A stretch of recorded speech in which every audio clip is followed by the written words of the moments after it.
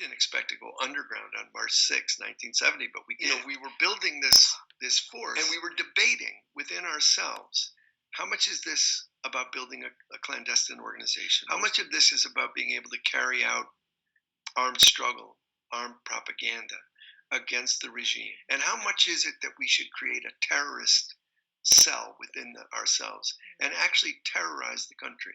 And that was being debated. And that faction lost as soon as the townhouse happened. Because one of the things that, again, emotionally, that we had to come to terms with was we were glad that the action was stopped. But emotionally, that's a hard thing to wrap your mind around when you lost three of your dearest people.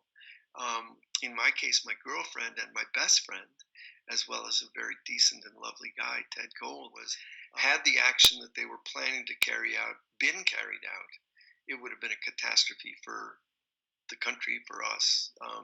It would have been an act of terrorism.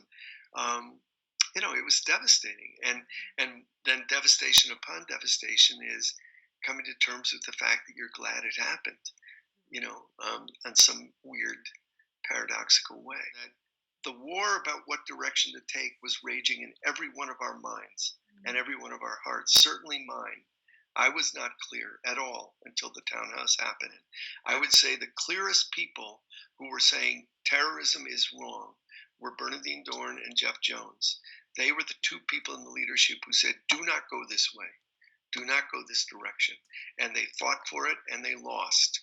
And the people who were probably the most vociferous for going in the direction of terrorism, even though the ones who lived pulled back from that eventually, were probably Terry Robbins and John Jacobs. They're easy to make judgments on in retrospect, but I wouldn't put the fault on JJ and Terry any more than I put it on myself.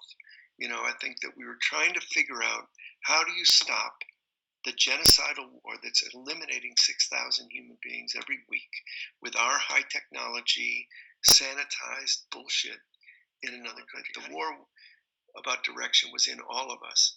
And it's clear to me, retrospectively, that without Jeff and Bernadine, we would have been in really, really terrible shape.